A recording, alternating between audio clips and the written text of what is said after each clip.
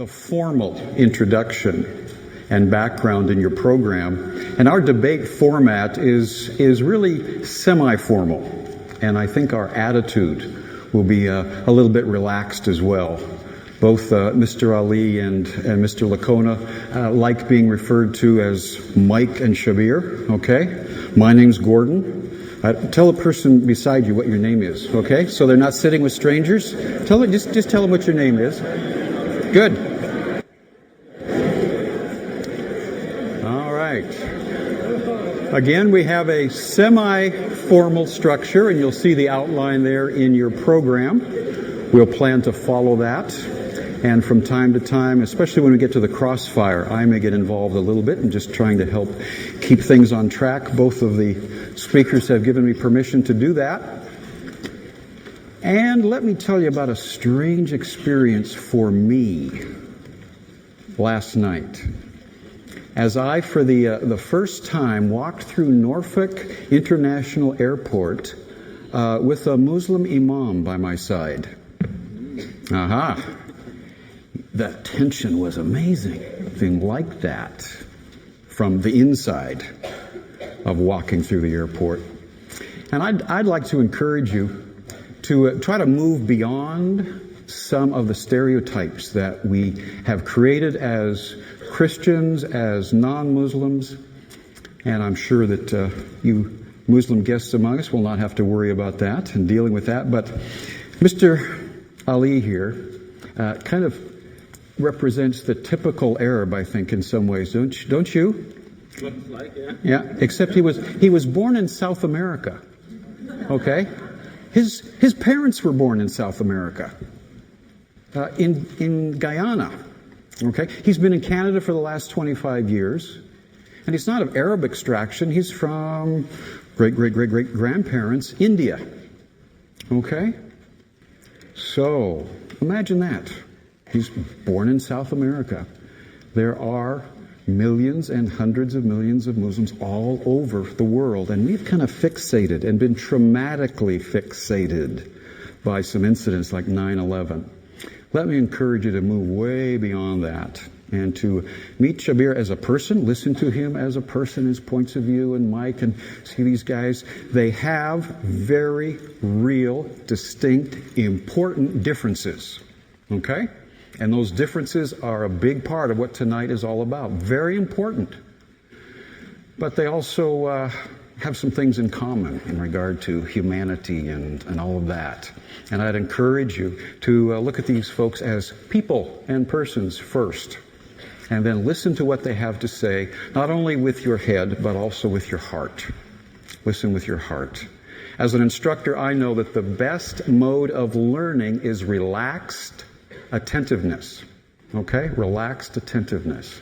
And it's, if this is a first kind of experience for you in these kind of Muslim-Christian dialogues, there may be a little bit of tension. And let me encourage you just to leave that aside. And as you start listening to these gentlemen, I think you'll get beyond it quite quickly and quite easily. But let me encourage you, even from the beginning, to do that. Now, because we are a Christian university, allow me to begin with a word of prayer. And then we will enter into the opening statement, which you have in the order here of your program. Mike Licona will be giving that. And then an opening statement by Mr. Shabbir Ali. Father God, you are good, and we are grateful. Your goodness is expressed in so many ways, and we are grateful. We thank you for the creation of this earth. We thank you for the people and the diversity of people that you have placed on this planet, our home, Earth. But Father, as we consider your truths and your revelation, as we consider faith and obedience to you, I ask that your Spirit will draw us into truth, will lead us, will illumine our hearts, our minds, and our spirits. And may we listen with all of who we are, not only to each other, but to you. For this I pray, in Christ's powerful name. Amen. Amen. Mike, I guess you're up first.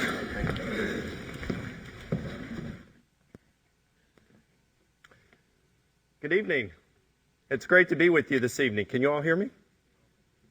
Is mic on? Hello? There we go. Good evening. It's great to be with you, and I'd like to thank Regent University for hosting today and for inviting me to debate him. Mr. Ali is certainly a very experienced debater, so in light of this, I think we're in for an enjoyable time this evening as we explore the evidence for an answer to the question, did Jesus rise from the dead? Now, for me, this is one of the most interesting as well as important topics for discussion, and let me explain why. About 20 years ago, I was in graduate school specializing in the study of New Testament Greek and planning on going into the ministry. And at that time, I believed that I had a very intimate relationship with God. Or was I self-deluded? So I decided to take a step back from my position of confidence and to ask some of the tough questions. And when I did that, I was just praying, and God, lead me. And I started to look at all the evidence for Christianity and considering the evidence for the other religions and also considering the arguments for atheism. And after several years, the personal conclusion that I came to was that what I had initially believed had been revealed to me by God's Holy Spirit had now been confirmed from and by philosophy, science, and history. Namely, that God exists and that he has actually revealed himself to be true. The evidence for Jesus' resurrection at that point was strongly compelling to me and largely led me to that decision. Now, the reason Jesus' resurrection is so important is because the truth of Christianity hinges on this event. Jesus' atoning death and resurrection have been bedrock doctrines for Christianity since the dead. The foundation collapses and Christianity is false. The Apostle Paul himself wrote, "If Christ has not been raised, your faith is worthless." On the other hand, if Jesus did rise from the dead, then it seems that there's good reason for believing that Christianity is true. And that gives us something we're all going to have to think about. You see, I don't think it's sufficient to say, well, the evidence is good for resurrection, but I just can't believe it because my worldview doesn't allow it. Well, if that's a position you find yourself in, it may be time to find another worldview. That's why this evening's debate is much, much more than an academic discussion. The eternal destiny of our souls may very well hinge on what we do with Jesus and his resurrection. So where do we begin? Historical Jesus scholar John Meyer explains as follows. He says, suppose we have a Jew, an agnostic, and a Christian. This is not a joke. A Jew, an agnostic, and a Christian with first century religious movements. And we lock them up at Harvard Divinity School Library and we tell them you can't come out until you have hammered out a consensus statement on what we can know about Jesus based on historical research only and apart from any faith or theological considerations. That resulting document would portray what scholars refer to as the historical Jesus. Now, the real Jesus, the Jesus much more than the Jesus portrayed in that document, but he's nothing less. So obviously tonight, I am not going to be presenting an argument that says, the Bible says it, I believe it, and that settles it for me. It's more rather like what Tom Cruise said in the movie A Few Good Men. It doesn't matter what I believe, it only matters what I can prove. Now, with this in mind, what I want to do this evening is I want to present three and are granted by a large majority, if not virtually every scholar who studies the subject, even the rather skeptical ones. Fact number one is Jesus' death by crucifixion. That Jesus was crucified and died through the process is granted by virtually 100% of all scholars who study the subject today. His crucifixion, his death by crucifixion, is attested not only in Christian sources, but in non-Christian sources as well. Now, crucifixion and the tortures that preceded it was an unspeakably cruel process. Many of us have watched Mel Gibson's movie, The Passion, and we've witnessed the brutal process of scourging used by the Romans in antiquity. For example, Josephus reports of a man who was filleted to the bone with whips. In a second century document called the Martyrdom of Polycarp, he mentions how the Roman whip could expose both veins and arteries. Now, the Jewish authorities had a law, and it was that when scourging a person, you could not give them more than 39 lashes. But the Romans had no such law. They could scourge a person with as many lashes as they wanted. In fact, they could scourge a person to death. Now, once this brutal process, this torture was done, Then the victim was forced to carry a crossbeam out, and he was led outside the city gates. When he was they took nails and they impaled him to a cross or to a tree. And then the victim was left there, exposed to the elements and to scavengers such as birds, dogs, and annoying insects. It was a horrible, humiliating, and painful death. In fact, the word excruciating comes out of the cross. In the first century, there was an author named Seneca, and he described a person on the cross as appearing sickly, deformed, and swollen with ugly welts on shoulders and chest. Likewise, Josephus in the first century referred to crucifixion as the most wretched of deaths. Now, in light of this process, the majority of the medical community today has come with a near unanimous decision that Jesus died. Medical professionals differ on the actual cause of crucifixion. Nevertheless, they are still very much convinced that Jesus certainly died as a result. So let's sum up our evidence for Jesus' death by crucifixion. First, it's multiply attested by even non-Christian sources. Second, our understanding of crucifixion and the tortures that preceded it militate against a person surviving the cross. And third is we look and we find that there's the universal professional medical opinion that Jesus died as a result. So we can see that the evidence, both historical and medical, indicates that Jesus was crucified and that this process killed him. Fact number 2, the empty tomb. An impressive 75% of all... Now, tonight I want to give you 3 arguments for the empty tomb. The first is the Jerusalem factor. Now, Jesus was publicly executed, then buried, and then his resurrection first proclaimed all in Jerusalem. Now, it would have been impossible for Christianity to get off the ground in that city if the body had still been in the tomb. Why all the Jewish or Roman authorities would have had to do is go to the tomb, exhume the body, tie his heels together, and drag him through Main Street in Jerusalem, and the hoax was over. But that did not happen. In fact, that leads us to our second argument for the empty tomb, and that is what the enemies of Jesus body. Now, I have a 9-year-old son, and let's suppose that he goes in tomorrow or Monday and he tells his 4th grade teacher that the dog ate his homework. Now, that indicates to the teacher he doesn't have it to turn in. And likewise, when the disciple, this indicates that they couldn't produce it. Leads us through our third argument for the empty tomb, and that is the concept of resurrection. Whoop. Wow. Okay, that doesn't like me. Oh well. Let me go back. The concept of resurrection in antiquity was that it was a bodily event. And sorry about this. Yeah, I missed it.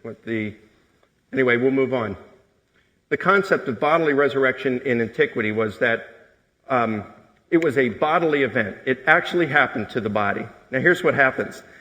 N.T. Wright, he's a very eminent New Testament historian, and he just did a book last year called The Resurrection of the Son of God. And in this 800-page volume, Wright devoted the bulk of the work to analyzing what was going on in antiquity in terms of what scholars or what the people in antiquity believed happened once a person died. Now, here's the deal. He found that the pagans, what they believed was that when a person died, they would shed the body and become a disembodied spirit. On the other hand, Jews had a couple of different views. There was a group of people who believed that there was no life after death. They were called the Sadducees. And when a person died, in their opinion, that's it. They just ceased to exist. There was no heaven for them. And so they were sad, you see. Now, on the other hand, most Jews believed in a bodily resurrection. In fact, the leading group was the Pharisees, and they believed that there was life after death. And they were fair, you see. Now, what they believed was the body that died was the body that was buried, and then on the day of resurrection, that body would be raised and transformed into an immortal body. Now, Jews and Christians aren't the only ones that believe in that resurrection is bodily. In fact, we can show up before the time of Jesus, during, and slightly after, it always meant a body. But the Islamic view of resurrection is that it's bodily as well. In the Quran, Surah 75, verses 1 through 4, it speaks that of Allah, when on the final day of resurrection, on the final day, the judgment day, that final day, God will reassemble bones and restore a person down to their very fingertips. So there's a common thread throughout Judaism, Christianity, and Islam that resurrection always involved the body. Now, it would seem then that if the disciples are saying that Jesus was resurrected, that involved the body, and of course it implies the empty tomb. Now, in light of that, we've seen some good evidence for the empty tomb this evening. William Wand of Oxford University sums it up this way. He says, all the strictly historical evidence we have is in favor of the empty tomb. And those scholars who reject it ought to recognize that they do so on some other grounds than that of scientific history. So, where does this leave us? Number one, we've seen that Jesus was crucified and that the process killed him. Number two, we've seen the empty tomb. But wait, there's more. Fact number three, on a number of occasions we see that the disciples of Jesus believed that he had been resurrected and had appeared to them. And not only was this disciples, but it was the foes of Jesus as well. Let's deal with the first group, and that would have to do with the friends of Jesus, his disciples. This is testified by eyewitnesses who knew the disciples, namely Paul and Clement of Rome. These, again, they knew the disciples, and they were saying that the disciples were claiming that Jesus had risen from the dead. In addition, there is early oral tradition referred to as kerygma. It comes from the Greek word kerugma, which means the official and formal preaching of the disciples. And when we look at this, we find that the kerygma refers to resurrection. In fact, let me give you the primary example. It's found in 1 Corinthians chapter 15, verses 3 through 7, in what scholars have identified as a creed. Now, in this creed, it says that Christ died for our sins according to the Scriptures, and that he was buried, and that he was raised on the third day according to the Scriptures. Then he appeared to Peter, then to the 12. After that, he appeared to more than 500 at one time, most of whom are still alive, but some have died. Then he appeared to James, then to all of the apostles. And then after that, Paul says he adds his own name to that list. Now, I wish I had time to get into how scholars and why they date this to within 5 years of the crucifixion and trace it to the disciples themselves. I don't have time, but if Mr. Ali would like to challenge this finding of the majority of scholars, I'd be happy to deal with it in the remainder of our debate this evening. In the meantime, we can conclude that the disciples were claiming that Jesus had been resurrected and had appeared to them. But we can go further. No less than 7 sources in antiquity attest that they were willing to suffer and die for those convictions that Jesus had been resurrected. Now, I'm not saying, and I want to be clear on this, I am not saying that this proves that Jesus rose. Because certainly people of other religious beliefs, and even non-religious beliefs like communism, they are willing to suffer and die for their convictions. However, we wouldn't accuse people who suffer and die for their convictions for dying for a known lie. And thus, we can show that the disciples were not only claiming that Jesus had been risen, but they really believed it. Liars make poor martyrs. That brings us to our second group of people, and that is the foes of Jesus. I want to look at right now one of the major foes, and that is Paul. Now, the record states that Paul was a persecutor of the church. He was arresting, beating, consenting to the deaths of Christians, and then he converted to one because he claimed that he experienced a post-resurrection appearance of Jesus, and it totally transformed his life. This testimony is documented not only by Paul himself, but confirmed by Acts, and also further corroborated by a very early oral tradition that said, "He who persecuted the church now promotes the faith he once sought to destroy." So we have both early, eyewitness, and multiple testimonies to this fact. Folks, this is the kind of data historians drool over. But we can go further because not only did Paul claim this, we can say he really believed it because 7 sources attest that he was willing to suffer and die for those convictions. We go to another foe, and that would be James. Now, this is going to be the only time this evening that as evidence for the resurrection, I'm going to appeal to the Gospels because I like data which is much earlier, and that way we can avoid discussions over the trustworthiness of the Gospels or the inerrancy of the New Testament. I want to go with facts that I can prove, and that's why I'm focusing on that. Nevertheless, historians still believe the testimony, the embarrassing testimony of the Gospels, that James, the brother of Jesus, as well as all of Jesus' brothers, were non-believers up through the time of his crucifixion. And shortly afterward, we find James as a leader in the Church of Jerusalem. And then we find that 3 non-biblical sources, even a non-Christian source, says that James was willing to die, and did, for his beliefs that Jesus had been resurrected. What accounts for this transformation? Most scholars answer that by saying it's the appearance to James, and that it's reported in that early creed in 1 Corinthians 15 I mentioned a moment ago. Paula Fredrickson of Boston University comments, "I know in their own terms what they saw was the raised Jesus." That's what they say, and then all the historic evidence afterwards we have attest to that, the fact that that's what they saw.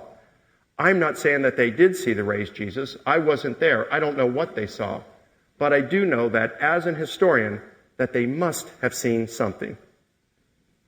Let's go ahead and sum up our 3 facts then this evening. Number 1, Jesus' death by crucifixion. Number 2, the empty tomb. And number 3, the appearances to both friend and foe. At least that's what they believed had happened, that Jesus had been resurrected and had appeared to them. Let's go ahead and build a case now based on those 3 facts. We've seen that these facts are strongly evidenced historically, and that they're granted by an impressive majority, if not virtually every scholar who studies the subject, including skeptical ones. We've also seen that Jesus' resurrection, we can see, easily explains all of these facts and without any strain. So in the absence of any plausible alternate theories to account for these facts, Jesus' resurrection can be accepted with confidence that it was an event that occurred. So now what Mr. Ali has to do this evening is he either has to show that the facts that I've presented, which are, again, strongly evidenced and attested or granted by virtually all scholars, that they're mistaken in this. Or he has to show that the logic of the argument that I have up here is flawed. Or he has to build a case of his own for what occurred that is at least as plausible, if not more so, than Jesus' resurrection. Until and unless he does this, I think the conclusion is sound. Jesus' resurrection is the best explanation for the historical data and should be regarded as a fact that occurred in history. Thank you.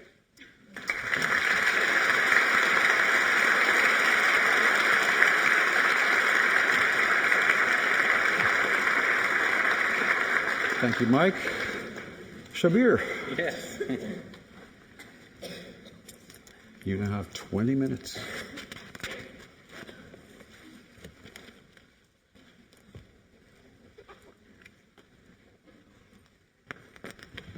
Speak from anywhere. Right? Yes, indeed. You are welcome. Right here. How's that? Fine. Hi. Thank you very much for giving me the opportunity to speak before you. I want to thank you, Gordon, for giving me this chance. Mike, thank you very much. And thanks very much to my friend David Wood, sitting in the audience, for his loving help today. Is your mic not on? Oh yes, I should use that. Yeah. Oh. Allow me to do a little. Aha. Just like in Mel Gibson's movie, more goes on in the back room than you would be aware of. Yes, I was just thanking David for his loving help in assisting with my education. He took me to see The Passion of the Christ today, and I did learn a lot from watching that film. Now, the task before me is to explain where I stand on this as a Muslim, and I want to begin there, to explain why I have not found the evidence for the resurrection to be persuasive. And I think the first point I want to make is that I am a Muslim. Gordon, you got it right in referring back to 9/11. In fact, after 9/11, I became more aware not only that I'm a Muslim, but I'm a Canadian, how Canadian I am. Because I saw my religion being hijacked on 9/11, and then persons like myself had to come up and pick up the pieces and to explain who we are as Canadians and as Muslims. And not only did I realize that I have a job to do as a Muslim, but also I realized that I have a job to do as a Canadian and as a Canadian Muslim. And that job involves building bridges of understanding with other people. And it is in this spirit that I went out to see the Passion of the Christ today, because I do want to understand more of the faiths of my neighbors. But the fact that I'm a Muslim is what most is relevant to our discussion here tonight. Because that fact, of course, may be a bias that precludes me from appreciating the evidence for the resurrection of Jesus. I want to first acknowledge that and then try to put it aside and look clearly at the facts after acknowledging my own bias. Now, the fact that I'm a Muslim has trained me to not appreciate the need for the cross, because in Islam we are taught that God forgives, and He forgives without demanding the price of sin to be paid, except in certain circumstances. There are occasions in Islamic law where one might perform a sacrifice, or one might give charity as a compensation for certain wrongs done. Or if one has wronged someone else, one is required, in addition to seeking forgiveness from God, to also repair the harm done to others, to the best of one's ability in doing that. But never in Islam do we understand that someone else might possibly, conceivably, pay for our sins. In fact, we would find it to be objectionable if such a thing were to happen. At least on the human scale, I think all human beings subscribe to the idea that it would be wrong to let an innocent person pay for the sins of the guilty. Or, if such a thing were done, if someone else paid, then there would be no forgiveness. Forgiveness means really that no one pays for your sins. Now, having been brought up as a Muslim on these beliefs, it became not easy for me to appreciate the significance of the cross that I see is placed on it in Christianity. Second, in Islam, and Mike has alluded to this in his presentation, there is a different conception of what happened regarding the crucifixion of Jesus. The crucial verse is in chapter 4, verse number 157, where it says, "Ma qataluhu wa ma salabuhu walakin shubbiha lahum." I'm giving you the original language, just like Mel Gibson would.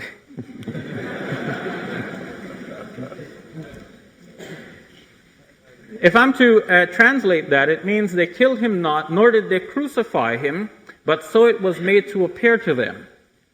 And those who differed concerning the matter are in doubt concerning him. For a certainty they killed him not. But God raised him to Himself, and God is mighty and wise. Now, this verse has been interpreted by classical commentators on the Quran as meaning that someone else was transformed, made to look like Jesus, and that someone else was crucified instead of Jesus. So that, whereas everything appeared as though Jesus was being crucified, in fact it were not so. Now, I said classical interpreters of the Quran, and that may give the impression that these are the original and earliest interpreters, but they were not. In fact, Neil Robinson, a very able scholar from Leeds University in the United Kingdom, in his book Christ in Islam and Christianity, has traced the origins of these interpretations and found them to be originating from Iraq in the middle of the 2nd century. There is no reported saying from the Prophet Muhammad, peace be upon him, that gives the details of this. Just a stark narrative, the way I've translated it from the Quranic text. Some classical commentators, on the other hand, struggle with the variety of interpretive detail that was given by various commentators. And the best summation of that I have found to be in the Tafsir al-Kabir, the big tafsir, the big commentary, by the pride of the faith, Ar-Razi. Now, Ar-Razi, after summarizing all of the various interpretations that have been offered by Muslim scholars on this, in the end he concludes by saying these interpretations are contradictory one to another, and in the end only God knows what happens. And I think that is the best Muslim position regarding what happened at the crucifixion. Now, if we were to retrace our steps and find out where all these varied interpretations came from, where did Muslim scholars get the idea that someone else was made to look like Jesus and crucified instead? These came from a variety of sources, including informers from people of other faiths in the area. There were some early Christian groups, not the earliest, mind you, from the 2nd century of Christianity forward. There were Gnostics who believed that someone else was made to look like Jesus. In the Mel Gibson movie, we saw Simon of Cyrene carrying the cross along with Jesus. And some had believed that Simon was in fact transformed to look like Jesus and was crucified instead of Jesus. And so this kind of information fed into the Muslim commentaries. But now when these commentaries are examined carefully, most modern scholars would tend today in Islam to think that something else is the reality behind the Quranic narrative. Yusuf Ali, for example, in his translation of the Quran, has it such that even though it appeared to the onlookers that Jesus had died on the cross, in fact, he had not died. Further to that, we have Muhammad Asad in the Message of the Quran, again a translation and commentary on the Quran, well rooted in the traditional tafsirs, saying also that the stories which grew up within Muslim tradition to say that someone else was put on the cross instead of Jesus is not necessarily what the Quran implies. And in fact, he found and he exposed a very difficult problem with that interpretation. What he said was that the passage... how much more time do I have? Any indication? 12 minutes. I don't want to spend all my time here on Quranic interpretation and not get to the biblical facts. I want to be sure of that. So, be careful. What he said was that these stories that grew up among Muslim commentators ignored a grammatical problem that was there in the way they have interpreted the verse. And this grammatical problem was pointed out by an ancient classical scholar of Quranic tafsir, a scholar by the name of Az-Zamakhshari in his tafsir known as Al-Kashaf, the Unveiling. And what Zamakhshari said was that, in fact, when you look at the passage, it says he was made to appear to them.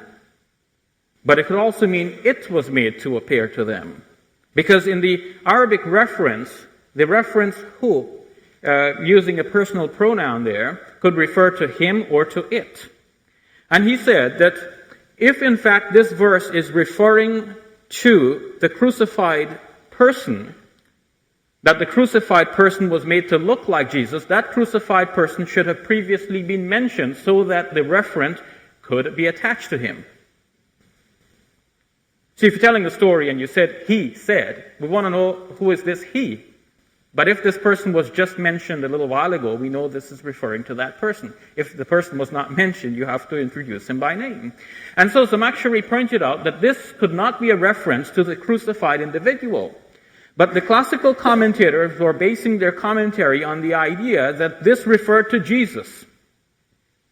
But Zamakhshari pointed out that in fact it couldn't refer to Jesus because it was not Jesus who was made to resemble someone else, according to their explanation. It was someone else who was made to refer to Jesus. And Zamakhshari proposed instead, even though he himself did not reach the logical conclusion of his proposal, he proposed that the verse actually means it was made so to appear to them. As in the Arabic expression, khuyila lahum. It seemed so to them. So now, many modern commentators would follow that interpretation and say that what the verse is saying is that even though it appeared to them that they had crucified Jesus, in fact they had not done so. Now we can develop that further if we have more time, and I will deal with this probably in response to your questions or to Mike's probing. But the point is just simply this now. In the final summation, this verse of the Quran does not necessitate the belief that someone else was put on the cross instead of Jesus. But it leaves open the possibility that Jesus did not actually die on the cross. And this, in a nutshell, is the Muslim belief. That even though the enemies thought they had Jesus, thought they had him killed, they were not successful in doing that. Now, if you've seen the Mel Gibson movie, you'd be sure the guy died. You'd wonder if he didn't die before actually reaching the cross with all of the tortures he has gone through. But when we have time, I will take apart and deconstruct that movie and show you where Mel has in fact improved upon the facts in order to get that conclusion firmly fixed in our minds. But now, so far I have said that because of my Muslim background, I am not predisposed to find the evidence for the resurrection persuasive. But that does not mean, however, that if the evidence is put before me that I should deny it simply because I'm a Muslim. I think myself to be a reasonable individual. I study, I read these books, and I try to find out what Christian scholars have said about the resurrection, what proof they have offered. I've listened to Mike carefully, and his arguments are not new. I found them in the writings of other apologists, some of whom I've debated with, such as Dr. William Lane Craig. And I have studied in detail some of the commentaries on the biblical passages, especially the ones which are more relevant. And I'd like to tell you why I do not find the evidence so persuasive. I think two reasons. One is that I couldn't find it persuasive that Jesus actually reappeared to his disciples in a physical bodily form. And second, I could not be persuaded, given the gospel evidence alone, that Jesus, in fact, actually died on the cross. Now, usually, if a person lived 2,000 years ago and he's no longer around, we assume that he is dead. But if someone comes and tells us that a certain person who was executed 2,000 years ago was actually seen alive a few days later, we'll be asking two questions as reasonable individuals. First, we'll be asking, not necessarily in that order, but we'll be asking, are you sure you really saw him? And the second thing we'll be asking is, I have to check my mics. Are you sure he was really dead? So let's look at the two in order. Are you sure he was really dead? Now, Mel Gibson is quite imaginative, and what he has done is that he has actually improved upon the information that is given in the Gospels, and so he has imagined the worst possible tortures that a person could go through in crucifixion, and he has put them all into the movie till it really becomes too much. Now, it doesn't have to be that way. John Heyman's film, which has been widely distributed by Christian groups a couple of years ago, and of which I had the pleasure of watching the Egyptian Arabic version, so I can learn a little bit of Arabic along the way as well, I found to be more true to the gospel narratives and more reasonably historical than Mel Gibson's movie. And the tortures which Jesus has endured in John Heyman's film are nothing close to what he endures in Mel Gibson's. And nobody died watching John Heyman.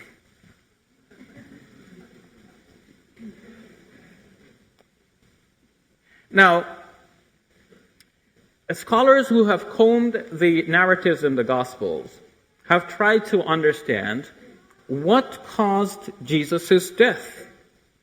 As Mike told us, even though everyone would agree that Jesus died on the cross, as historians, they couldn't agree as doctors as to what caused his death. And this is amply elaborated in the book entitled The Death of the Messiah by Raymond Brown, a 2-volume book, a magnum opus, a book highly recommended by even conservative Christians. In fact, Raymond Brown is a noted scholar. I mentioned Dr. William Lane Craig, who will be no stranger to you folks.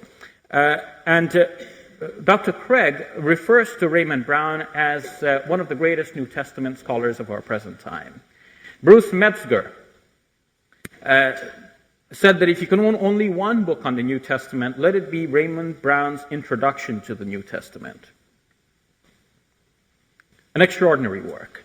Now, Raymond Brown warned us, what could have caused the death of our Lord? He said, because crucifixion does not usually cause the piercing of any vital organ. So what caused his death? Now, Mel Gibson goes out of his way to try and show us the worst imaginable tortures of Jesus till he has the Roman authorities having Jesus on the cross and turning the cross over so they can bend the nails that have protruded after going through the patibulum of the cross. And that is unreal. Because if anyone has actually used hammers and nails, you know that once a nail has gone into wood like that, it's pretty firm. You can hang 10 men on a nail like that. You got these something like 8-inch long nails going through wood that is about 6 inches thick, maybe even thicker than that. There's no need to bend it on the other side to make sure it holds. But Gibson has them turn Jesus over with the cross and slam face down. You wonder, wouldn't he die just from that? And then when they're done with that, they have to bring him back up the way they need him. So slam the other way, and you wonder if his back is not broken, every single bone of it. But if we take just the narratives the way they are, given in the text, one would not be sure that Jesus actually died on the cross. The second point that I wanted to make about this is that in reading the narratives, I could not be persuaded that they actually saw Jesus back from the dead. Now, of course, when you read the narratives today, you see that there are many, including the Gospel according to John, in which there are at least 3. But when you comb back past through these narratives and you look at the evolution of the text over time, you realize that the later Gospels are improving the story for you. So in Mark's Gospel, you do not have any actual narrative showing that Jesus reappeared to his disciples, except in an ending which is known today to not be originally from Mark. It's a later addition into his Gospel.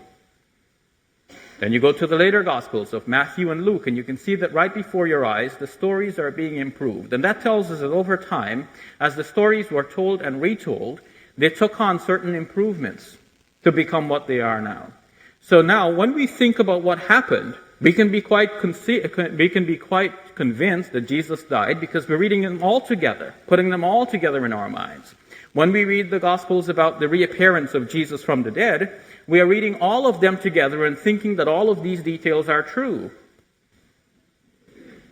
But what scholars have noted is that, in fact, these stories have evolved over time. So if you have, for example, in Luke's Gospel, Jesus appearing to his 12 disciples, or rather 11, because the one had betrayed him, on the day of Easter, John has the dramatic reappearance of Jesus a week later, so that he can appear to Thomas, and the doubting Thomas can verify that Jesus is here for real. But in order for John to do that, he had to make Thomas absent on the first occasion. So that whereas Luke has him appearing to all of his disciples, the 11, John says Thomas was absent. This leaves the opening for Jesus to come back a week later and appear to the doubting Thomas. So when we read the stories, we see then that the gospel writers themselves have improved the stories. And if we are to peel back the improvements and study the text historically, we could not be convinced that Jesus actually died on the cross and also reappeared to his disciples in a physical, bodily form. Those historians who agree that he died are agreeing what historians would normally agree with. If somebody lived 2,000 years ago and is no longer with us, then he is dead, according to the rules of history. But if someone claims that he reappeared to his disciples in a physical, bodily form, such as to lead to the conclusion that he resurrected from the dead, then we should be asking 2 questions. Was he really dead? Examining the narratives does not persuade me that he was actually dead on the cross. And second, examining the narratives, peeling back the later layers of improvements, does not persuade me that he actually reappeared to his disciples in a physical, bodily form. Now, Muslims and Christians can still believe that Jesus was raised up by God. But that, of course, is something that we cannot prove. And even though I believe that, it is not something I'm here to demonstrate and prove. Thank you very much.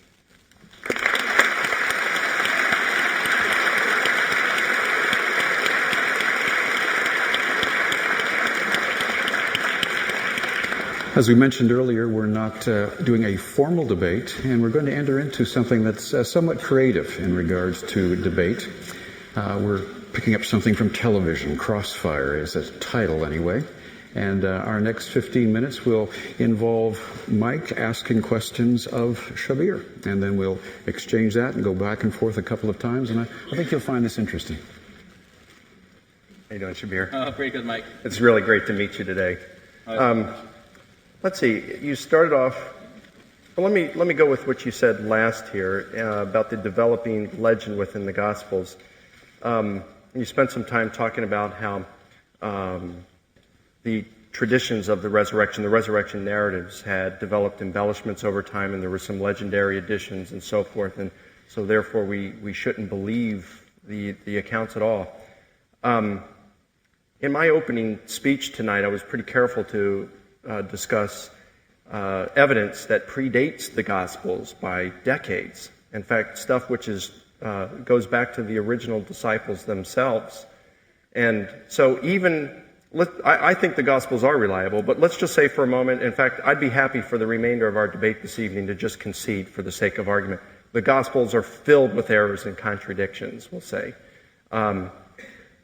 How does that impact the evidence that I provided, which, again, comes decades earlier?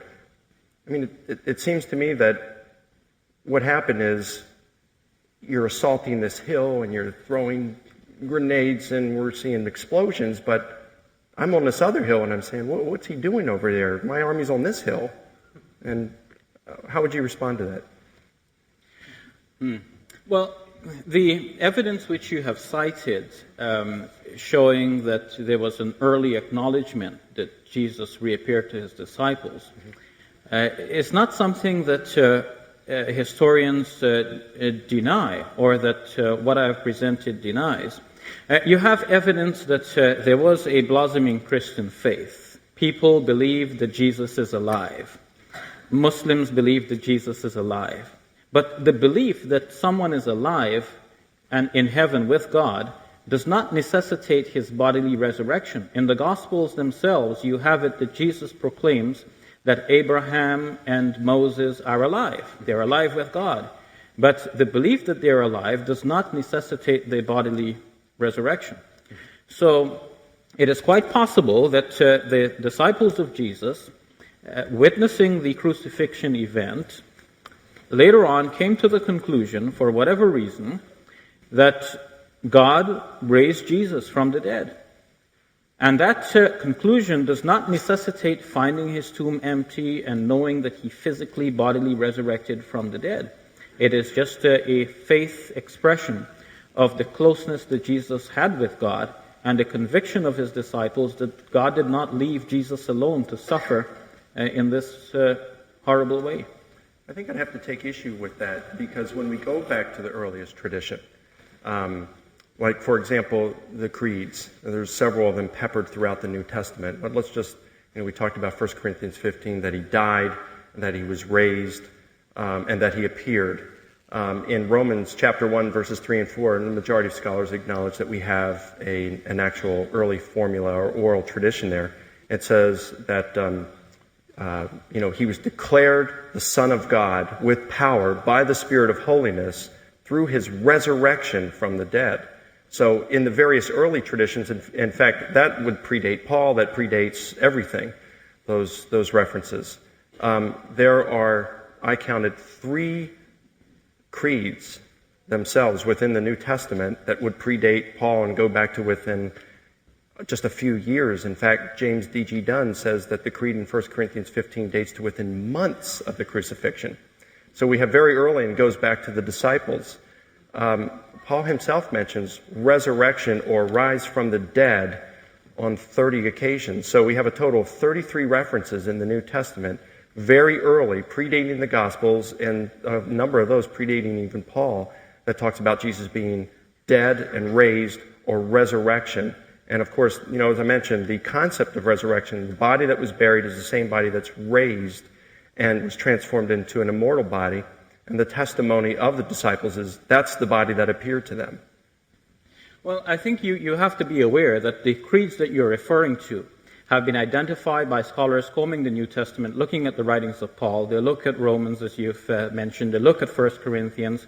You didn't mention Philippians, but it's there in the back of your mind as another one of the kerygmas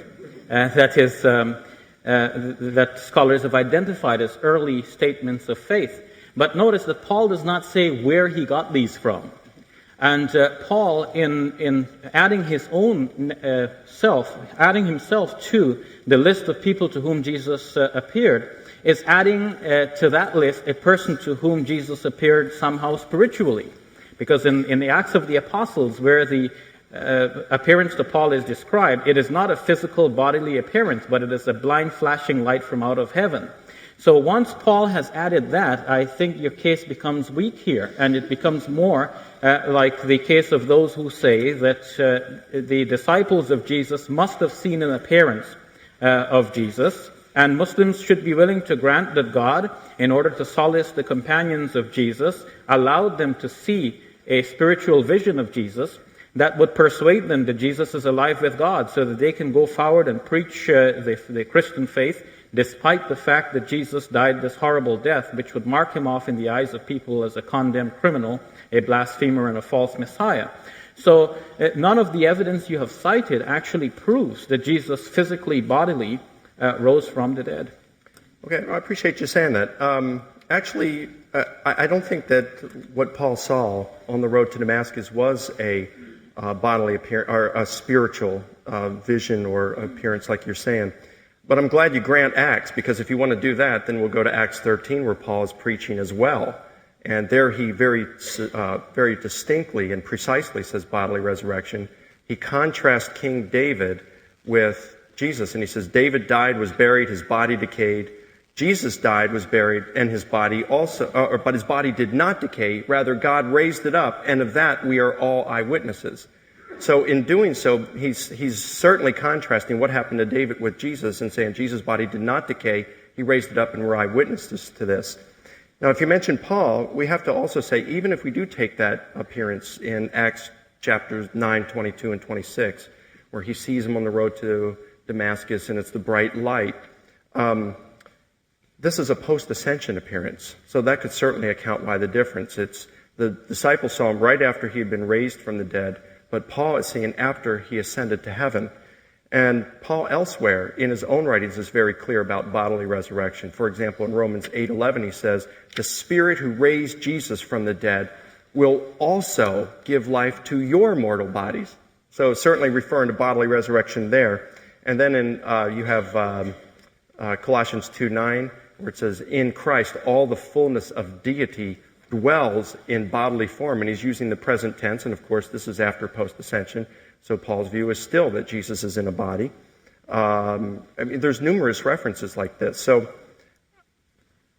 I would just have to disagree with you that he's referring to a vision or a spirit here. And then in terms of where he got the information from, in Galatians chapter 1, verse 18 and 19, he says that 3 years after his conversion, which would have been about 5 years after the crucifixion, he goes up to Jerusalem to meet with the disciples. And he meets with Peter. He says, I met with Peter, and the Greek word used there is hysteresis, from which we get the English word history. And the word would mean that he went up and he did this historical investigation. He was asking for history of Jesus from Peter. And many scholars believe that this is at the point when Paul received this creed in 1 Corinthians 15 and all this, because he was asking a history of Jesus, and that's where he would have received the information from. Well, I think you've said it yourself, Mike, that there is an assumption there that Paul got this from Peter. But Paul doesn't actually say that. And we have to assume that Paul got it from there. Moreover, where Paul speaks about bodily resurrection elsewhere, that does not necessarily mean that Jesus' resurrection was of the same sort. You cannot say that because things generally happen a particular way, every specific case happens as the general case. Moreover, once Paul has been added to that list of appearances, you cannot preclude the fact that others received a similar appearance to the one that Paul received, which is something like a blinding light, something like a spiritual, a non-physical appearance, not Jesus appearing in a bodily form, but a blinding light in heaven. And when you put us all together, you realize that what Mel Gibson, for example, has shown in the movie, that Jesus is sitting there in the tomb, and we get a chance to see in the tomb that nobody else has seen 2,000 years ago. This is exactly the kind of evidence we would have liked to have, and we don't have. So finally, we should say that the evidence for the resurrection of Jesus from the dead is lacking. And if Muslims and Christians believe that God miraculously raised Jesus into heaven in a mysterious way that we do not know how, and that we do not need evidence for, but we accept on faith, this would be fine. But you have made it necessary, and other apologists like yourselves have made it necessary to prove that Jesus actually rose from the dead. And this is where you are in the difficulty. I don't see it as a difficulty because, can I just respond to that? Sure.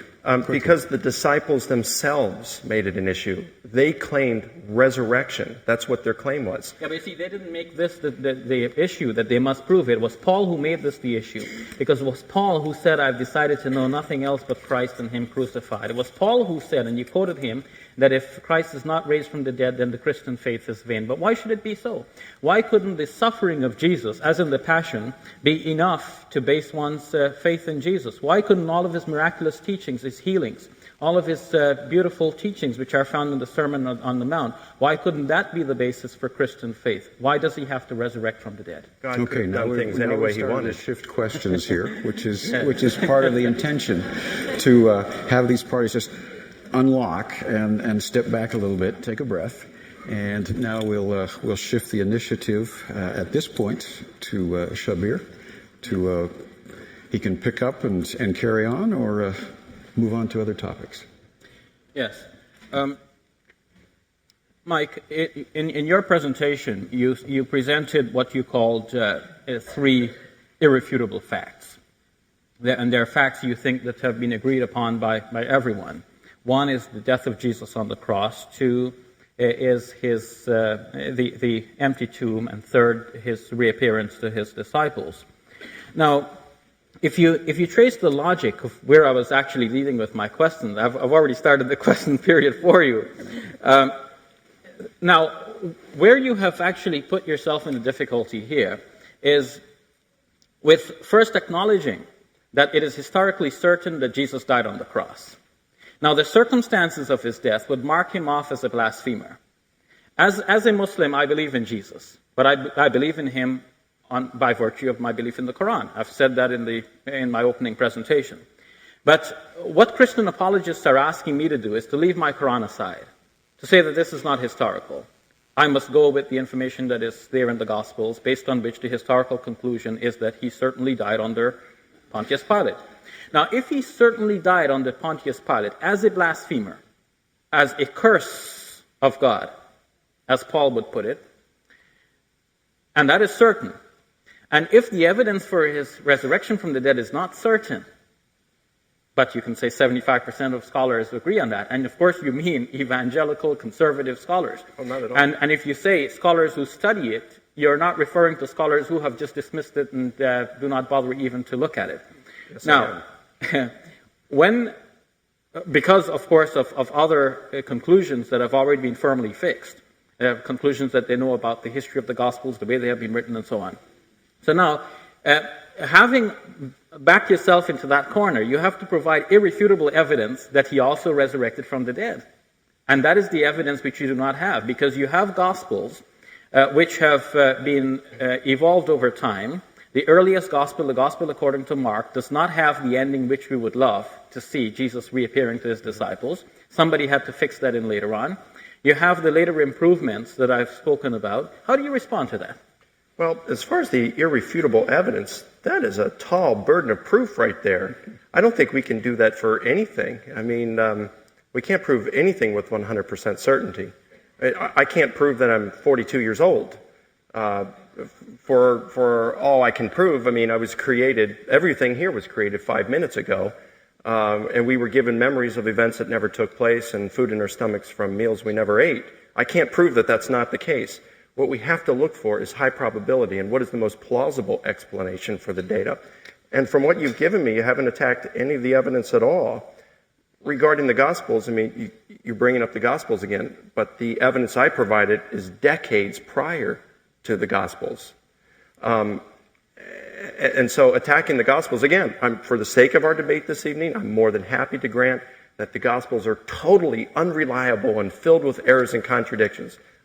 I don't believe that, of course. All right, but for the sake of our debate, I'm willing to, because I want to get our debate focused on the evidence, which is that I presented, which is decades before the Gospels.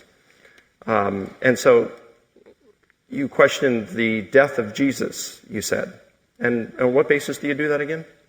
Okay, now you've switched the questioning. Forgive me, I'm sorry. Forgive me. You're in control. Yeah, first I should remind you, Mike, that I did not say that none of the Gospel is reliable. But I did say that the Gospels have evolved over time. And once we peel back the layers of evolution in the Gospels, we realize that in the earliest strata, there is not sufficient evidence to conclude that Jesus both died on the cross and resurrected from the dead, or that he reappeared to his disciples. Once we acknowledge that, and you have the earliest strata of evidence, which is prior to the Gospels, which you mentioned, and we see that in the earliest strata, which you mentioned, there is no firm declarative statement that Jesus physically, bodily raised from the dead, then we can see the evolution even starting with those declarations. From the declarations of Paul, that Jesus reappeared to his disciples, and that this forms the bedrock of Paul's emerging faith. Naturally, the Gospels, which would be written later by followers of Paul, would want to prove that Jesus actually physically rose from the dead. And they have taken the story further. And so we see one stage in Mark, we see a further development in Matthew, a further development in Luke, and then the final development in John's Gospel.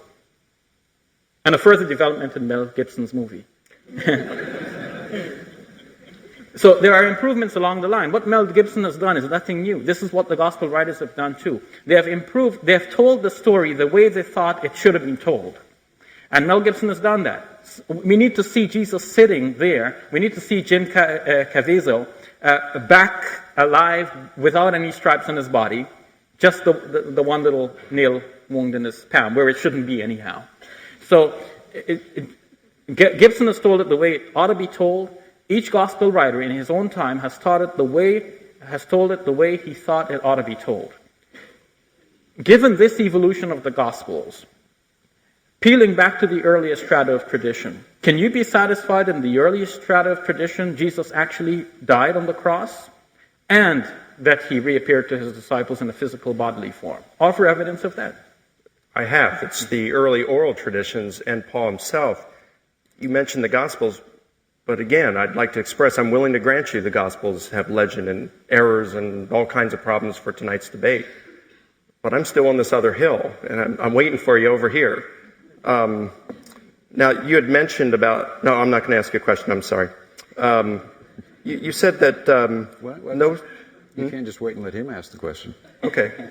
I'll wait for that. No statement that Jesus died in the earliest strata. Well, yes, there is. I mean, in that creed that was within 5 years, and James Dunn, in his new book, Jesus Remembered, said that the tradition in this creed dates back to within months of the crucifixion. Months. And the creed says that he died, and that he was buried, and that he was raised on the third day. And then you go down a couple of verses later. What's really interesting is Paul says in verse 1, I'm going to preach to you the gospel. And then he gives the creed in verses 3 through 8.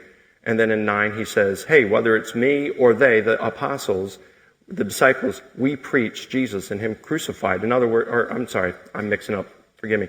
He says, we're preaching about the resurrection of Jesus. So there Paul's saying he's preaching the same thing as the disciples are. You go down a few more verses, I think it's verse 14, and he calls this kerygma. In other words, he's identifying it as the formal and official preaching of the disciples.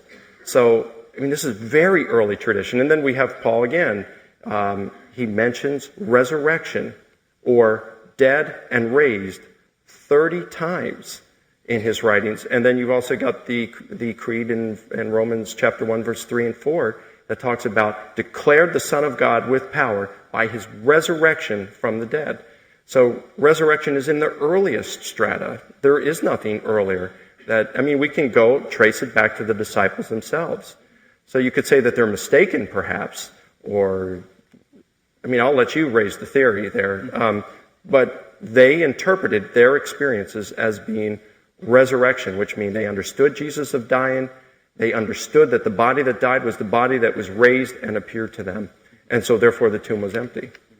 Yes, I can see that you feel that I'm not really dealing with your points, but in fact, if you listen carefully, I have been dealing with your points all of the time, because, look, you have said fact number one, that Jesus died on the cross, and I'm saying the earliest tradition cannot convince you that Jesus actually died on the cross. Now, it's for you to respond to this, but let me lay them all out. First, notice in Mark's Gospel that Pilate has a doubt that Jesus actually died, and for good reason, because crucifixion usually took several days to kill a person, and in Mark's Gospel, Jesus was only on the cross for a few hours. And all of the beatings that are there in Gibson's movie are just imagination, because Mark does not give you any of those details. It is true that some such beating could have been possible for a crucified victim in the Roman world, but notice also that Pilate was sympathetic towards Jesus. He found him innocent and sought to release him, but he was pressured into agreeing to have Jesus crucified beyond his will.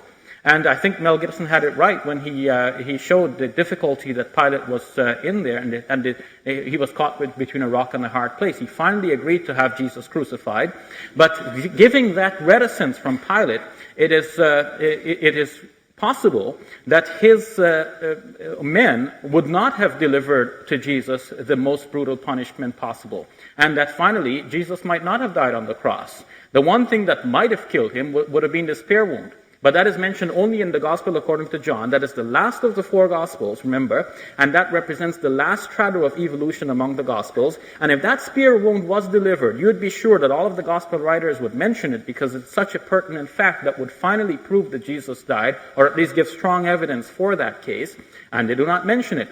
The scholars think today that this is an imaginative detail added by John's Gospel in order to prove against the Docetists that Jesus was actually flesh and blood, because we have here the blood and water proving that he is actually real flesh and blood. He's not here as a spirit on the cross, as some Docetists believe. And so we have, within the earliest strata, no firm evidence that Jesus actually died on the cross. So I've dealt with your fact number one. About the empty tomb. Now, historians... I'm sorry, can I get a moment to respond to that? Yeah, absolutely. Okay. Yes. You're still dealing with the Gospels.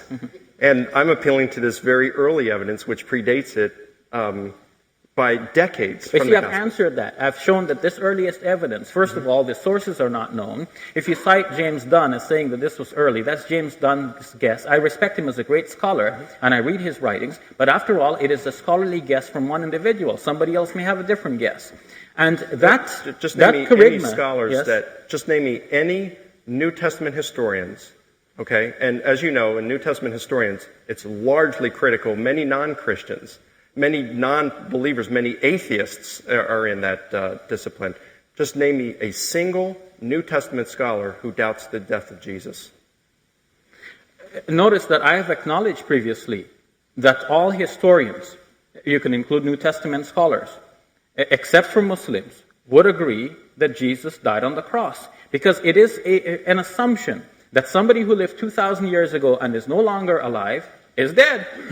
But that's not why New Testament scholars are concluding that. Well, they are concluding that for the same reason as everyone else, that Jesus died on the cross, not because they have any irrefutable proof. And I'm not using irrefutable in the ridiculous sense in which you've treated it. You see, you have firm evidence that Jesus was on the cross and died on the cross. You've said so yourself. Everyone agrees on that. Now, do you have firm evidence that he resurrected from the dead? If someone claims that he resurrected from the dead, then we'd be wondering, did you really see him? And did he really die after all? So it is in the light of the later claim that I'm asking, did he really die on the cross? Show me the evidence that he actually died on the cross. What fatal wound killed him on the cross? Okay. And I've named Raymond Brown, who has gone through a long discussion on this, and finally, he cannot conclude what would have killed him. Of course, if you took him down and you buried him under 6 feet of dirt, he would have died. But that's not what happened to him. So what really killed Jesus? You said yourself, the medical doctors could not agree on what was the cause of death. So if we don't know the cause of death, the only thing we can say is that a man who lived 2,000 years ago and is no longer with us is dead. And I think that's a universal conclusion. But if you say he reappeared to his disciples, then we should go back and look to see whether he was actually dead. And we cannot find the evidence that he was actually dead, can we? Okay. Now, I think we can. Everybody attests to it. Our understanding of crucifixion militates against it, and medically the doctors are saying he died. But I do want to comment on Brown, because you mentioned about the spear wound in Brown, and that's correct. John does mention it. But John's the only one who mentions nails for crucifixion. It's not even in a crucifixion scene. He mentions that to Thomas, you see the nail wounds. He's the only one that mentions the crucifragium, or the breaking of legs. The others didn't do that either, but we don't deny that nails were used in crucifixion or that legs weren't broken. Let me give you a quote by Raymond Brown, since you like to use him. This is in Death of the Messiah, the same book that you quoted from, page 1092 and 93. People who would never bother reading a responsible analysis of the traditions about how Jesus was crucified, died, was buried, and rose from the dead are fascinated by the report of some new insight to the effect he was not crucified or did not die.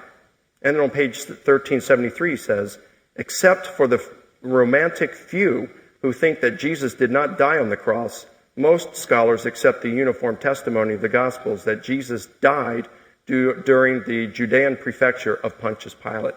So, again, you brought up the Gospels, and I'm on this other hill, and Raymond Brown is with me. Not really.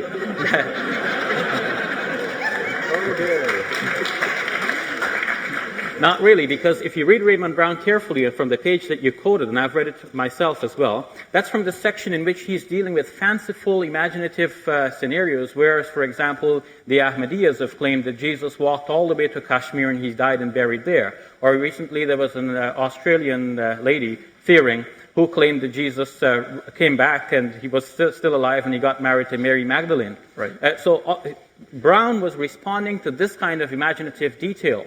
But Brown himself, in the section, if you've read it, dealing with the physiological cause of Christ's death, gives a different picture. In the end, he looks at the kinds of medical examinations that have been done now post-mortem, way thousands of years after the fact, and he dismisses them because he says that the details that are given by the gospel writers should not be taken as actual physical details that occurred, but they are due to a number of factors, including imaginative detail added by the evangelists themselves. And you mentioned some of them. Yes, they're only in the gospel according to John. Not to deny that nails were used in crucifixion, but to say that Jesus was actually nailed to the cross, this is something that the gospel writers wrote because they thought that is how you tell about a crucifixion.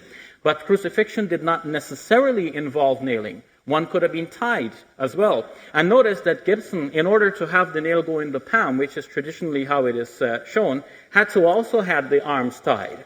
And notice that the other two who were condemned to be crucified, they had their arms tied to the crossbar. And it was possible to raise a person to the cross and have his arms tied, and he did not have to be nailed. So maybe Jesus was nailed. But to say that he was necessarily nailed because John says so is really to give us more to imagine. About the breaking of the legs. Again, this is doubted by historical scholars because they look at John putting this in place and they say that John has written this in order to prove the Old Testament scripture to be true. You see, John has done what Gibson has done. What they have done is that they look at and they say, what should have happened to Jesus if we read the Old Testament right?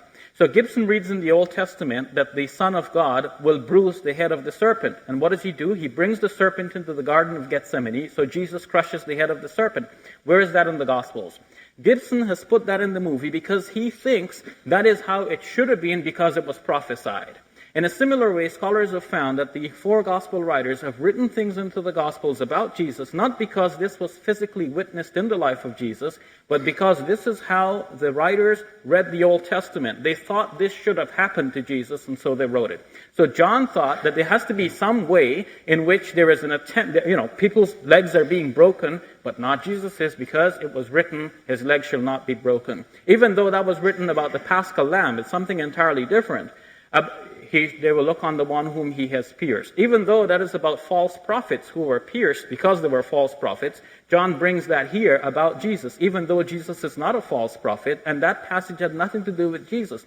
But John adds these details, not because they actually physically, historically were witnessed in the life of, or around the death of Jesus, but because John thought that this should have happened, because the Old Testament said so, and he wrote it as though it happened, and the Old Testament confirmed it.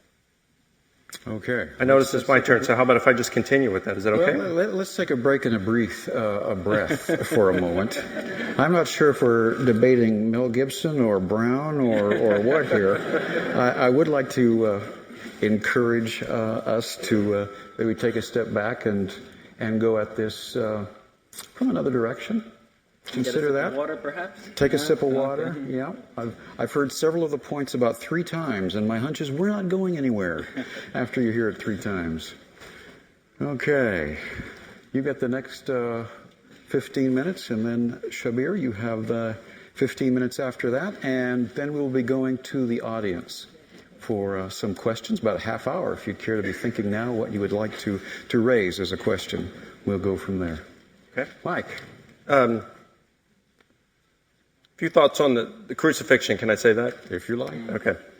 You mentioned how we can't be certain nails were used. Well, in a very good book by Martin Hengel, an eminent New Testament scholar, titled Crucifixion, he lists 13 sources in antiquity where nails are used, and Josephus can be added to that list for number 14. We can probably add Tacitus to it as well as 15. Don't mind if I interrupt you, but Okay. I didn't deny that nails were generally used in crucifixions, but I'm asserting that nails were not necessarily used in every crucifixion. A crucified victim might also be tied instead of being nailed. Okay. Hengel does mention one account in antiquity where binding, tying to the cross is used, but only that it was used as a practice in Egypt.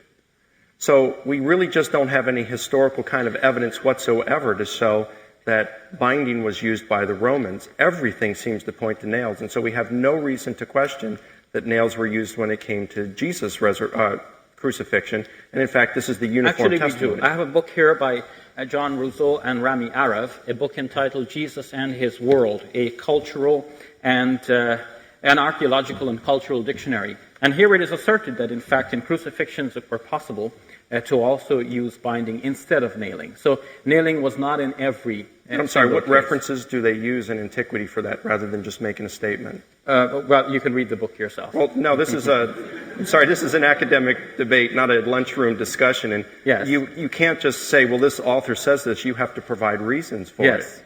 And I'm providing reasons. I'm citing you sources. Now, if you like, I'd be happy to change. I'll give you his references. In his bibliography, he has named here a long list. And rather than delay everyone with that, I'll show you the list. And if you would like, you can make a copy, and I can... Okay, where's the list of what? Here is the bibliography, just dealing with the crucifixion. Right, but you're responsible now to show me where it says that binding is used, not just the bibliography that I have to go through and read now. No, I don't think this is necessary, because remember, you cited Martin Hengel, Right. whose book I have and is sitting in my hotel room right now. You cited Martin Hengel. I did not question the integrity of the scholar. Martin Hengel is a known scholar. I respect him to this conclusion. I have no doubt in that. Here we have a couple of respectable scholars producing a respectable book with a long list just dealing with the few pages in which they have dealt with the crucifixion. So pages 74, 75, 76, 77, and a part of 78 deals with the crucifixion. Mm-hmm. And then his list of books almost fills the rest of that page. So I do not question the integrity of these scholars, and you cannot say that in the midst of a debate here, we should question the scholar who got the information from the other scholars. That would be, I think, a sticky point. At least I got Josephus, I've got Tacitus. Who can you provide as a counterexample where binding was used by the Romans? What I'm providing is a book that has been written by a couple of reputable scholars. They're not Muslim scholars. John Rousseau, Rami Arav. It's a book with a respectable presentation. It's a scholarly academic text. It's billed as a dictionary, and in fact, that's what it is. It's a listing alphabetically of information of a historical nature. They're not making things up, and they have listed their bibliography. If you doubt that you want to take it up with these scholars, go right ahead. But you cannot here insist that information is wrong without having proper proof yourself. You see, an expert witness by himself is a proof for a point. And if you want to refute that proof, you can bring other expert witnesses who say that it is not. So far, all you have mentioned is that Martin Hengel has found evidence that binding was used for crucifixions in another part of the world. But you're arguing from silence, because you have not a proof from Martin Hengel that binding was not used among the Romans. And here these scholars have offered information to show that binding was used. I don't think we have any reason to doubt the integrity of these scholars. Now, if I had said it from myself, then you can challenge me, okay, Shabbir, bring me your proof. I brought you the proof here. Then you ask me for the proof for the proof. What you have shown me is a single book, and you haven't given me a statement out of it which shows that the Romans used binding. Hengel in his book does provide 13 sources where the Romans used nails. And like I said, we can add Josephus to that. We can probably add Tacitus to it because he says that Christians were affixed to crosses, the Latin term affixed. And then they were set ablaze on fire, and they wouldn't use binding or else the ropes would burn.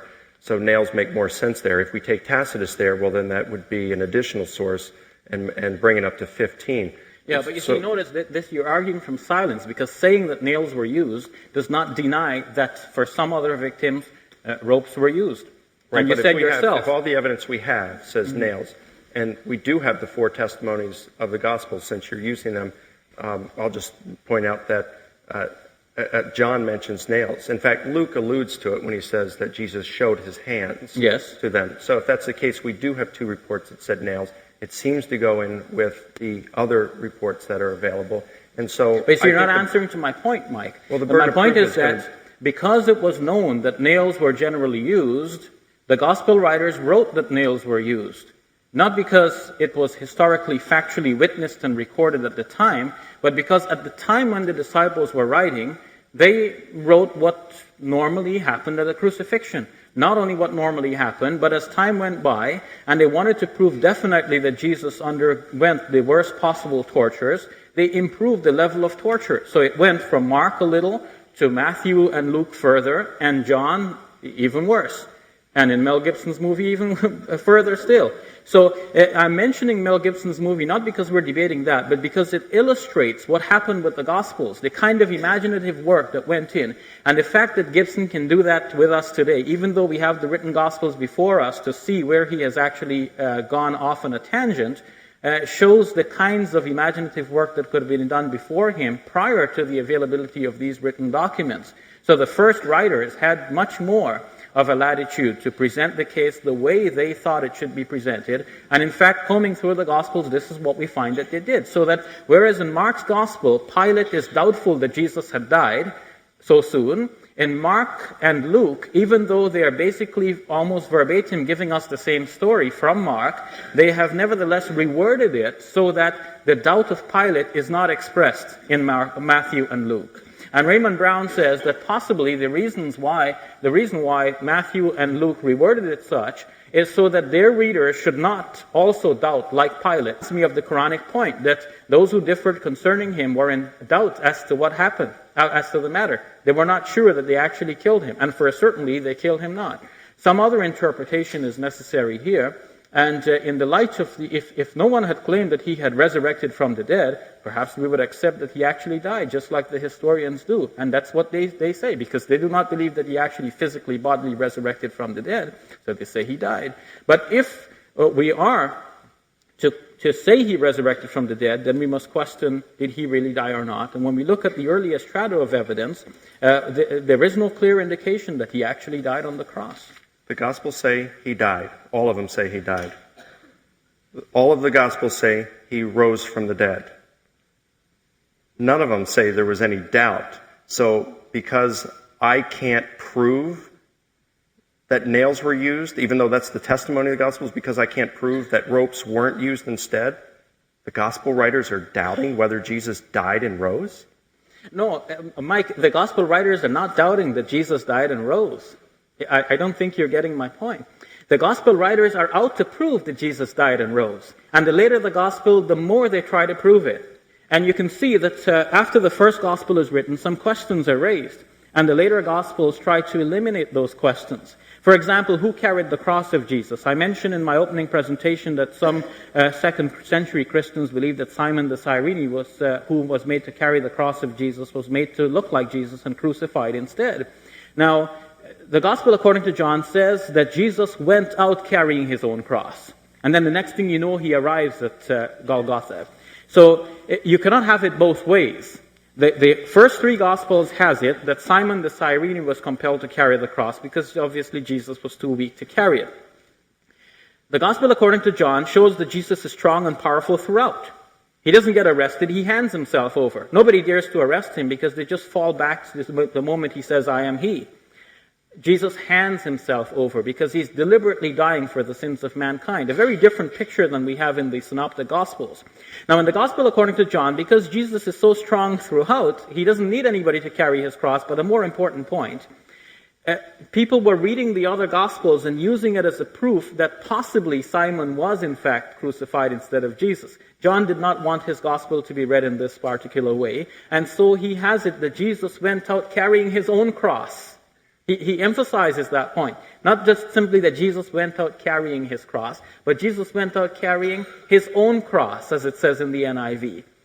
There is an emphasis there because John wants to make sure that everybody knows that there's no Simon of Cyrene here to deal with. It's just Jesus. He's strong throughout. He goes up to the cross by himself. Nobody arrests him. Nobody can take his life away from him. He gives it up of his own accord. He lays it down, and he has the authority and power to take it up again. A very different Jesus, a very different gospel, a very different story, and you can see the evolution. So what you have to deal with is that evolution, and you have to show that the evidence for the actual death and physical bodily resurrection of Jesus from the dead is there in the earliest strata.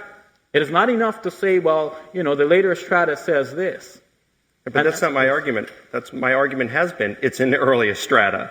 That's what I've been emphasizing. No, but yet you keep going to the Gospels. I'm saying, I'm over here on this hill. No, but I'm still waiting for you. Mike, in fairness, I have actually addressed you over on that other side of the hill. But all you're saying is the Gospels say this. It's kind of like your argument is, all right, the Gospels contain legend, therefore the sources that existed decades prior to the Gospel must be cut from the same cloth.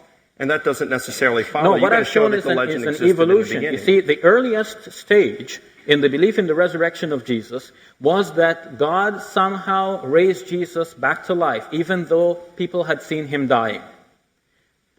That God rescued Jesus and raised him to himself. That's the earliest strata. No, it's not that he rescued him. I mean, there's nothing in the early strata that says rescue him. I mean, you presented the rescue theory, but there's no evidence for it. It's contrary to the eyewitness testimony. It's based on a single source written 600 years after Jesus with no contact with the eyewitness. And it's ad hoc. That is because it's a supernatural explanation with no evidence that's contrary to the evidence. It seems that it was constructed not so much in an attempt to rescue Jesus as it is to rescue Islam. No, I'm not speaking of rescue here as rescue prior to death. What I'm saying is that the earliest belief in the resurrection of Jesus from the dead, as we can tell from the earliest sources, is that despite the fact that everyone had seen Jesus dying on the cross, God had somehow rescued Jesus and raised him to himself, so that Peter can proclaim in the Acts of the Apostles that death could not hold him. And of course, because God was with him, rescuing him, raising him from the dead. You can put it that way if you want. You mentioned the speech of Peter, which we are now referring to. So you did say the earliest strata talks about Jesus being raised from the dead. Do you grant that? The earliest strata, well, we should first listen to the words, and then we'll talk about the interpretation, because there's something to be said about that. The passage which Peter is citing in the Acts of the Apostles is from the Psalms, Psalm 16. Read the commentary on Psalm 16. The New Jerusalem Bible, in its footnoting on that psalm, says that this actually refers to a person who has had a close brush with death. The psalm does not actually necessitate the person physically dying. So now, to say that God raised this person from the dead does not necessarily, in the ancient world, require that the person had to be physically actually dead. You see, our conception of what involves death or what means death has changed over time. You mentioned previously N.T. Wright and his excellent book, This Thick, on the resurrection of the Son of God. If you read it throughout, you will see he mentions some of the conceptions that were there and some of which you refer to, but he also mentions the story Kalerho. In the story, Kalerho is beaten by her husband and she apparently dies. And she is buried, but some grave robbers come and they're surprised to find her alive. They're scared off, and Kalerho survives. And then, according to the story, as cited by N.T. Wright, she says, I was dead and I came back to life. even though we know from the story that she was not dead. But this is how people might refer to things. If a guy is diagnosed with death today, he's kept in a morgue, he's watched for a little bit, and in fact he doesn't actually die, he might say, I came back from the dead, but we know he wasn't actually dead. Today our conception of death has actually improved because we have put a person through an EEG, through an ECG. There are certain grimacing effects that we test for, 5 of them, that are noted by Constance Jones in his book, The Complete Book of Death and Dying. And after all of these tests, we keep a person to just watch him just to make absolutely sure. So it is possible that a person might appear to be dead in the ancient world and that he wasn't actually dead. But if that person survived, one would say that he actually came back from the dead. Documentation for this is found in an excellent book by Jan Bondeson, Bonson. His book is entitled Buried Alive. A terrifying